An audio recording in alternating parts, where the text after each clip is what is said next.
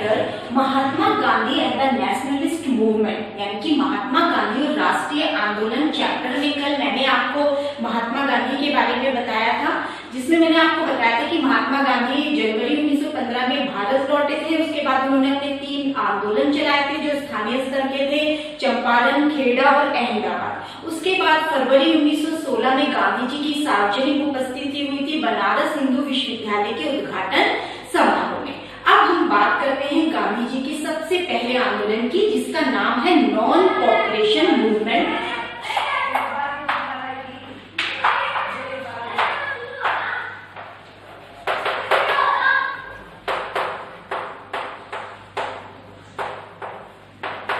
जिसको हिंदी में कहते हैं असहयोग आंदोलन।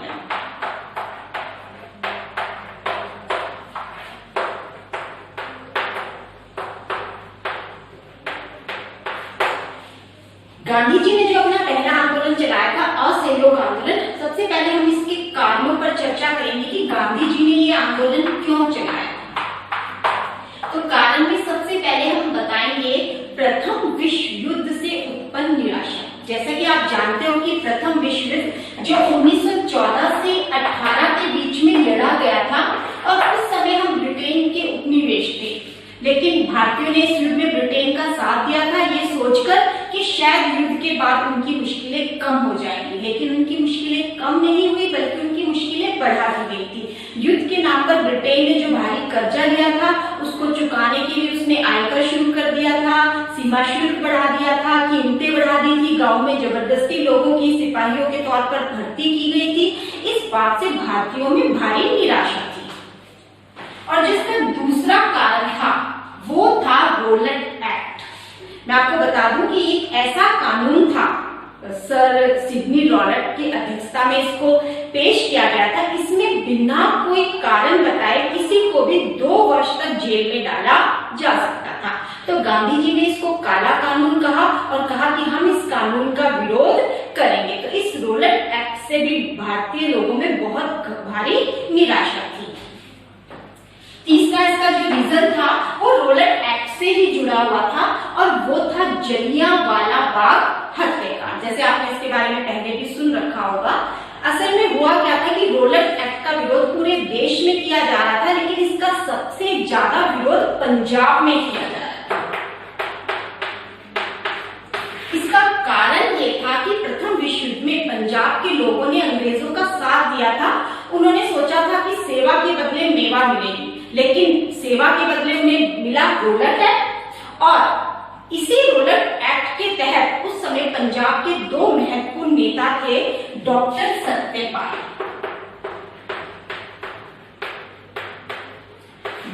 सत्यपाल और सैफुद्दीन किचलू।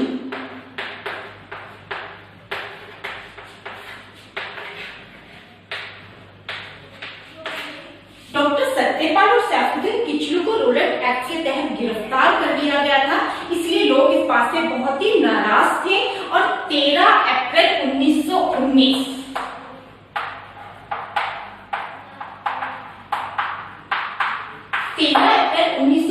बैसाखी का दिन था, इसलिए अमृतसर के जलियांवाला बाग में एक छोटी सी सभा रख दी गई थी। लोग वहां पर मेले में शिरकत करने के लिए आए हुए थे। लोगों को मालूम नहीं था कि शहर में मार्शल लॉ लागू हुआ है, तो वहां पर एक छोटी सी सभा चल रही थी। लेकिन जनरल डायर को जब इस बात का पता चला तो उसे लगा कि लोग उसकी बात की अवज्ञा कर रहे हैं, लोगों में डर और दहशत पैदा करने के लिए वह वहां पर गया। जलियांवाला बाग जो एक छोटा सा बाग था, चारों तरफ दीवारों से घिरा हुआ था, बाहर निकलने का भी एक छोटा सा ही रास्ता था। उसने उस पार्क को घेर लिया, अंधाधुंध फायरिंग की गई, जिसमें 400 से अधिक लोग मारे गए थे। मरने वालों में बच्चे भी थे, बूढ़े भी थे, महिलाएं भी थी। तो इस जलियांवाला बाग से पूरा देश आक्रोश की भावना में जल रहा था। तो इसका एक ये भी रीजन था कि वो इस जलियांवाले बाग हत्याकांड का बदला लेना चाहते थे। चौथा जो इसका रीजन था वो था खिलाफत को समर्थन देने के लिए। खिलाफत मूवमेंट के बारे में आपने सुना भी होगा। खिलाफत आंदोलन को, खिलाफत को समर्थन देने के लिए असल में हुआ क्या था कि प्रथम विश्व युद्ध में भारतीय मुसलमानों ने अंग्रेजों का साथ दिया था, और जो अंग्रेज था, ब्रिटेन थे, वो टर्की के विरुद्ध लड़ रहे थे और जो टर्की का सुल्तान था वो मुसलमानों का सबसे बड़ा खलीफा होता था, खलीफा माना जाता था। तो इसलिए मुसलमानों ने ये कहा अंग्रेजों से कि यदि टर्की इस युद्ध में हारता है तो उसके साथ कोई भी बुरा व्यवहार ना किया जाए। लेकिन ब्रिटेन ने ना केवल टर्की को हराया बल्कि उसको कई टुकड़ों में बांट दिया और जो खलीफा का पद था उसको भी समाप्त कर दिया था। तो इस बात से भारतीय मुसलमानों में भारी रोष की भावना थी और इस खिलाफत आंदोलन को चलाने का श्रेय अली बंधुओं को जाता है। अली बंधु, मोहम्मद अली और शौकत अली। जब मोहम्मद अली और शौकत अली ने इस खिलाफत कमेटी में खिलाफत आंदोलन चलाने की बात की तो गांधी जी को लगा कि एक बहुत ही अच्छा अवसर है जब हिंदू और मुसलमान मिलकर अंग्रेजों के खिलाफ लड़ेंगे। तो तभी उन्होंने ये सोच लिया कि मुझे कोई ऐसा आंदोलन चलाना है ताकि हम सब मिलकर अंग्रेजों के खिलाफ खड़े हो जाए। और इसका जो 5वां रीजन था वो था स्वराज की प्राप्ति के लिए। 5वां रीजन था स्वराज की प्राप्ति के लिए। गांधी जी ने 1909 में एक बुक लिखी थी हिंद स्वराज। उसमें उन्होंने ये कहा था कि भारत में अंग्रेजों का जो शासन है वो हमारे सहयोग से टिका हुआ है, क्योंकि अंग्रेज मुट्ठी भर थे और वो अकेले शासन नहीं चला सकते थे, लेकिन हमारे सहयोग से वो शासन चला रहे थे। तो गांधी जी का मानना ये था कि अगर हम उनसे सहयोग वापस लेते हैं तो बहुत जल्दी अंग्रेजी शासन ढह जाएगा और भारतीयों को स्वराज की प्राप्ति हो जाएगी। इन्हीं कारणों से गांधी जी ने अपना पहला असहयोग आंदोलन चलाया था। तो एक बार मैं आपको फिर से बता दूं कि असहयोग आंदोलन को चलाने के कारण थे प्रथम विश्व युद्ध से उत्पन्न निराशा, रोलेट एक्ट का विरोध, जलियांवाला बाग हत्याकांड का विरोध करने के लिए, खिलाफत आंदोलन को समर्थन देने के लिए और स्वराज की प्राप्ति के लिए। तो ये कारण थे।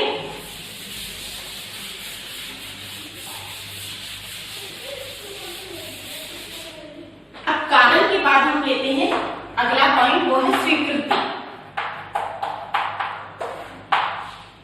सितंबर 1920 कलकत्ता अधिवेशन में गांधी जी ने असहयोग आंदोलन को चलाने की बात करी थी, लेकिन बहुत सारे नेता इस बात से खुश नहीं थे।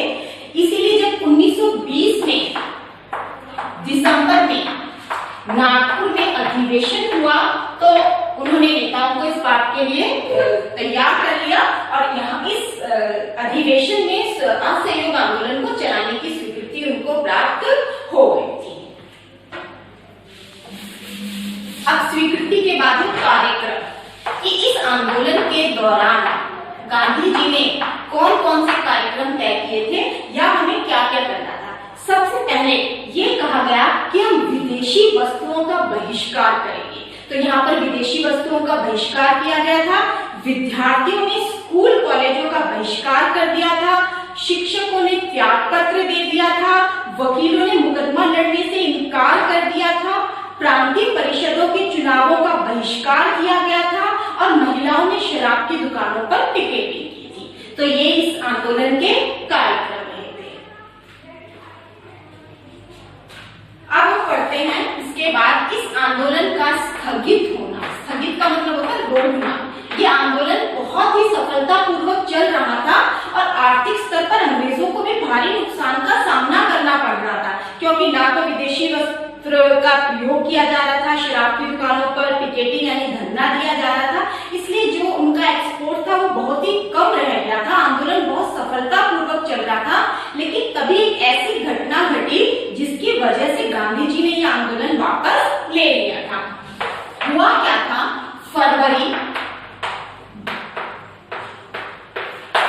1922 में उत्तर प्रदेश के गोरखपुर जिले के चोरी चोरा नामक स्थान पर ये जगह थी जहां पर एक शांतिपूर्ण जुलूस जा रहा था। उस भीड़ पर पुलिस ने फायरिंग करी तो गुस्से में आकर भीड़ ने पुलिस थाने में आग लगा दी, जिसमें 22 पुलिस कर्मचारी जिंदा जलकर मर गए। अब गांधी जी अहिंसा के पुजारी थे, उन्हें ये हिंसा पसंद नहीं थी। उन्हें ऐसा लगा कि उनका आंदोलन हिंसक होता जा रहा है, इसीलिए उन्होंने अपना ये आंदोलन वापस ले लिया। अब हम पढ़ते हैं इस आंदोलन का महत्व क्या था।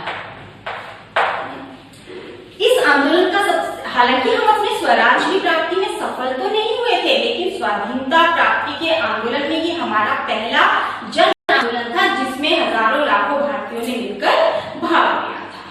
अब अगला टॉपिक है हमारा जो लास्ट के अंग्रेजों ने इस आंदोलन को दबाने के लिए हजारों भारतीयों को गिरफ्तार किया गया था और मार्च 1922 में गांधी जी को भी राजद्रोह के आरोप में गिरफ्तार कर लिया गया था और उन पर मुकदमा चलाया गया था। उन पर जो मुकदमे की सुनवाई की गई थी वो थे जस्टिस C.N. ब्रूमफील्ड। उन्होंने गांधी जी को सजा सुनाते हुए कहा था, ये टिप्पणी की थी कि अब तक मैंने जितनी जांच की है या मैं करूंगा, आप उन सबसे अलग हो। जो लोग आपसे एक अलग राय रखते हैं वो भी आपको एक आदर्श व्यक्ति के रूप में देखते हैं, वो भी आपके जीवन सिद्धांतों से बहुत ही प्रभावित है। लेकिन आपने जो राजद्रोह के आरोप में आपको सजा सुनानी पड़ रही है, इसलिए मैं आपको 6 वर्ष की सजा सुनाता हूँ। लेकिन भारत में जिस तरह की स्थिति को देखते हुए अगर आपको सजा से छूट मिलती है या आपको रिहा किया जाता है तो यकीन मानिएगा सबसे ज्यादा खुशी भी मुझे ही होगी। ऐसा जस्टिस C.N. ब्रूमफील्ड ने कहा था जब उन्हें मार्च 1922 में गिरफ्तार कर लिया गया था। उनको 6 वर्ष की सजा दी गई थी, लेकिन गांधी जी के अच्छे चाल चलन की वजह से उन्हें 1924 में ही जेल से रिहा कर दिया गया था। 1924 में जेल से रिहा होने के बाद गांधी जी ने अपना सारा ध्यान खादी को बढ़ावा देने में और छुआछूत को समाप्त करने पर लगाया। गांधी जी जितने राजनैतिक थे उतने समाज सुधारक भी थे। गांधी जी का मानना था कि अगर हमें आजादी के लायक बनना है तो हमें बाल विवाह और छुआछूत जैसी बुराइयों से अपने आप को दूर करना होगा। गांधी जी ने साथ ही साथ छुआछूत को समाप्त करने के साथ साथ उन्होंने हिंदू मुस्लिम एकता को भी बढ़ावा देने का प्रयास किया था। तो आज इस वीडियो के द्वारा मैंने आपको गांधी जी के जो सबसे पहला जो उनका आंदोलन था नॉन कॉपरेशन मूवमेंट यानी कि असहयोग आंदोलन के बारे में बताया। सबसे पहले मैंने आपको बताया कि गांधी जी ने यह आंदोलन क्यों चलाया, फिर मैंने आपको बताया कि इसके क्या कार्यक्रम रहे, फिर ये क्यों स्थगित किया गया और इसका क्या महत्व रहा। और अपनी अगली क्लास में मैं गांधी जी के दूसरे सबसे बड़े आंदोलन सिविल डिसओबीडियंस मूवमेंट यानी कि सविनय अवज्ञा आंदोलन के बारे में बताऊंगा।